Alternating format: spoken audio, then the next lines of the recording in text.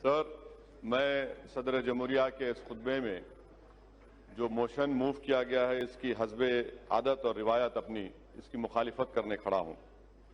Sir, मौजूदा वतन अजीज के जो माहौल है, जो पुराशूब दौर है, उस पर किसी एक शायर ने बड़ा खूब कहा। उसमें पहले मिसरे में तरमीम करके कहना चाहूंगा कि हुक्मरान हो गए बहरे और अंधे लोग, हुक्मरान हो गए बहरे और अंधे लोग, खाक में मिल गए नगीने लोग, हर मुहिब्बे वतन जलील हुआ, रात का फासला तवील हुआ, आमिरों के गीत जो गाते रहे वही नामोदाद पाते रहे, रहजनों ने रहजनी की थी, रहबरों ने भी क्या कमी की थी।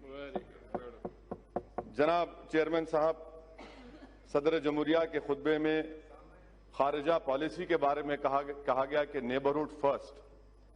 इसकी नाकामी का अंदाजा इस बात से लगाया जा सकता है सर कि नेपाल एक मुल्क है जो हमारे बहुत करीबी ताल्लुकात हमारे भारत से रहे हैं। आज नेपाल नरेंद्र मोदी की सरकार को कह रहा है कि मिस्टर मोदी, अगर आप चाहें तो हम आपको और पाकिस्तान को बिठाकर बात करा देते हैं इंटरलॉक्यूटर बनकर। अब आप बताइए सर, कितनी कामयाबी है इन लोगों की।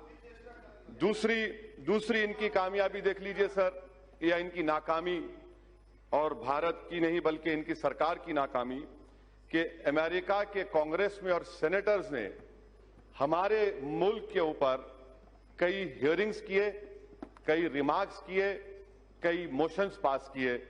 इतना वजीर आजम ट्रंप से बगलगीर हुए, ऐसा लग रहा था पिछले बार कि शायद बकरीद और रमजान के ईद के गले मिल रहे हैं।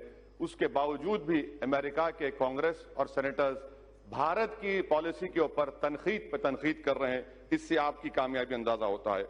तीसरी बात सर, यूरोपियन पार्लियामेंट में भारत के खिलाफ रेजोल्यूशन मूव हो गया। ये आपकी कामयाबी या नाकामी आप खुद अंदाजा लगा लीजिए। सर, कश्मीर की पॉलिसी, बड़ा अफसोस होता है सर, और मैं समझता हूं कि इस ऐवान की तौहीन भी हुकूमत कर रही है कि गोरी चमड़ी के डिप्लोमेट्स को लेकर कश्मीर को लेकर जाते हैं, मगर भारत के अवाम ने जिसको मुंतखब किया उनको नहीं ली जाती। आखिर क्यों डरते हैं आप इन डिप्लोमेट से, इन फॉरेन कंट्रीज से? क्यों उनकी खुशामद कर रहे हैं? क्यों उनके पैरों पर गिरकर आप बता रहे हैं चलिए कश्मीर, और हम जाना चाहते तो नहीं जा सकते? ये आपकी और एक खारिजा पॉलिसी की नाकामी। सर, और एक मिसाल दे रहा हूं सर, एफएटीएफ में जापान जो हमारा मुल्क दोस्त रहा, उसने पाकिस्तान के हक में वोट दे दिया, अमेरिका दे दिया। अब पाकिस्तान पे से एफएटीएफ खत्म हो जाएगा, वो ग्रे लिस्ट से निकल जाएंगे। ये इनकी खारिजा पॉलिसी रही सर। अफगानिस्तान में तालिबान आ रहा है, अमेरिका कह रहा है कि छाबार पोर्ट में भारत नहीं बना सकता पोर्ट। कल तालिबान वहां पर आएगा तो हम क्या करेंगे फिर? आपके पास इसका कोई अंदाजा नहीं है। अच्छा सर, अब आप आ जाइए, हज सब्सिडी को निकाला गया था, 700 करोड़ की सब्सिडी निकाले। मैंने खुद कहा था, कहां गए वो पैसे? 700 करोड़ में आपने कितने मुस्लिम महिलाओं के लिए स्कूल खोले? 0, 0। और आज आप कहती हैं कि स्कॉलरशिप। सर, हर साल मैम डिमांड कर रहे हैं कि माइनॉरिटीज के लिए, अकलियतों के लिए डिमांड ड्रिवन स्कॉलरशिप करिए, आप नहीं करते। और नहीं करने की वजह से हर साल कम से कम 20 लाख मुस्लिम लड़के और लड़कियां स्कॉलरशिप से महरूम होती हैं। अच्छा सर, आप देख लीजिए, जो पैसे दिए गए थे 2018 और 19 में, उसमें से आपने 170 करोड़ रुपए खत्म दिए ही नहीं। 19-20 में आपने नवंबर तक सिर्फ 27% पैसे रिलीज किए, और फिर आप बड़ी बड़ी बातें करते। हुनर हट का जिक्र सदर जमहूरिया ने किया, इसमें भी झूठ सर। झूठ का अंदाजा लगाइए कि खुद गवर्नमेंट का मैंने आरटी एप्लीकेशन डाला जिसमें कहा गया कि 2018-19 में खाली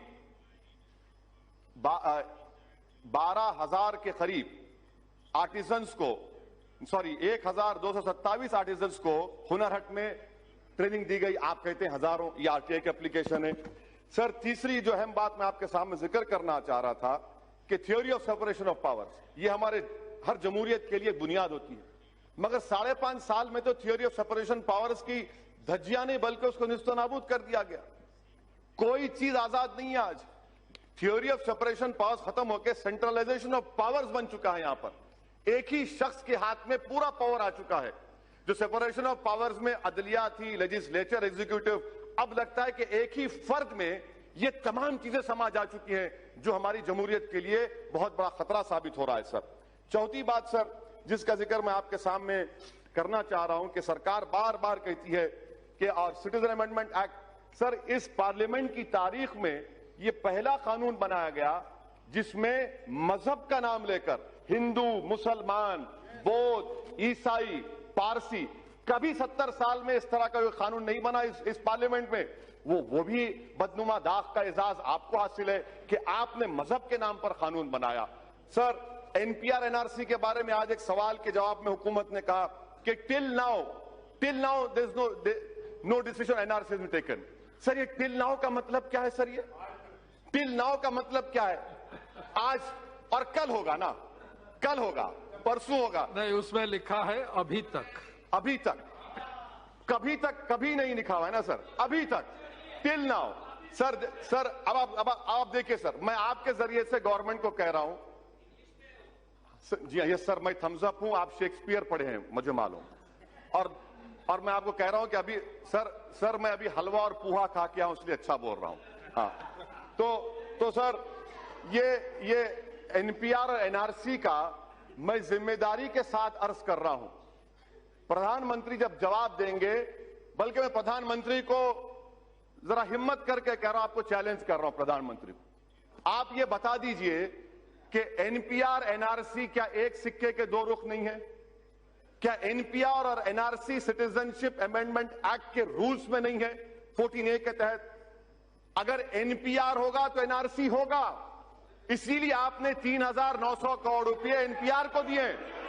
और एनपीआर, सर सुन लीजिए, एनपीआर के सर इन तमाम से पूछिए कि 2003 के रूल्स में कितने मर्तबा नेशनल पॉपुलेशन रजिस्टर लिखा गया है, कितने मर्तबा national register of Indian citizen लिखा गया है, इनको पता ही नहीं है।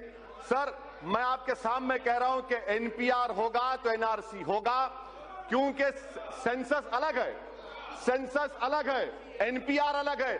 आप एनपीआर जब करेंगे और उसमें 8 सवालात क्यों डाल रहे हैं आप, नए सवालात, क्या एनआरसी नहीं करेंगे?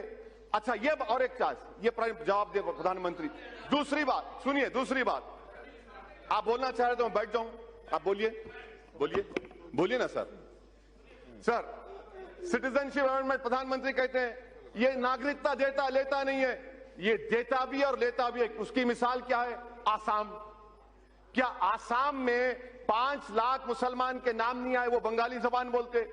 आसाम में 5 लाख बंगाली जबान बोले हिंदू हैं, आप बंगाली हिंदू को सिटीजनशिप देना चाहते हैं, आसाम के 5 लाख मुसलमानों को नहीं देना चाहते? क्या आसाम के असेंबली में आपने नहीं कहा, आपकी सरकार ने?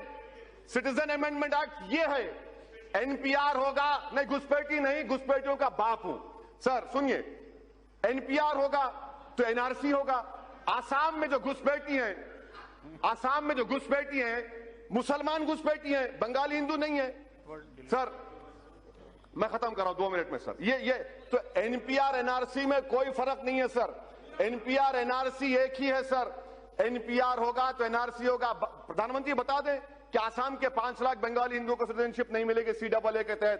सर आखिरी में सर मैं आपको बताना चाहूंगा कि ये जो मुल्क में जो माहौल है, प्रधानमंत्री और गवर्नमेंट कह रही है क्यों हो रहा है एहतजाज? प्रधानमंत्री ने खुद कहा था कि मैं मुस्लिम महिलाओं का भाई हूं। आज मुस्लिम महिला उनके खिलाफ खड़ी है तो भाई को नाराजगी क्यों हो रही है, एहतजाज क्यों हो रहा है? सर ये जो लड़ाई है ना सर, ये हमारे वजूद और बका की लड़ाई है। अगर हम इसमें नाकाम हो जाते हैं तो हम खत्म हो जाएंगे। इसीलिए हम कह रहे हैं कि आप कैटेगोरिकली खड़े रहिए और खड़े रहकर कहिए मौजूदा वतन में जो माहौल है सर, ऐसा माहौल है कि 1933 का जर्मनी का माहौल है, 1938 का जर्मनी का माहौल है, 1948 का 38 का मुसोलिनी का माहौल है। आज हर जगह पर अब सिर्फ बाकी क्या रह गया मालूम सर? बाकी हिटलर ने भी इन्हें सेंसस किया था, उसके बाद यहूदियों को गैस का चैम्बर में डाल दिया। मुसोलिनी ने भी 1938 में सेंसस किया था, उसके बाद पूरी जायदाद रोमा और यहूदियों की छीन ली। अब वही हाल यहां पर होने वाला है मुसलमानों के साथ, वही हाल होने वाला है सर, वही हाल करने वाले हैं। इनका मकसद ही वही है, इनका मकसद वो खत्म कर रहा हूं सर, मैं खत्म कर रहा हूं सर। और दिल्ली में क्या हो रहा है? इतने पावरफुल होम मिनिस्टर हैं, 3-3 गोलियां चलती हैं, ये लॉ एंड ऑर्डर है आपका। कैपिटल ऑफ द कंट्री में सर, कैपिटल सर खत्म करो, एक minute lakh. Capital of the country में 3-3 गोलियां चलती हैं।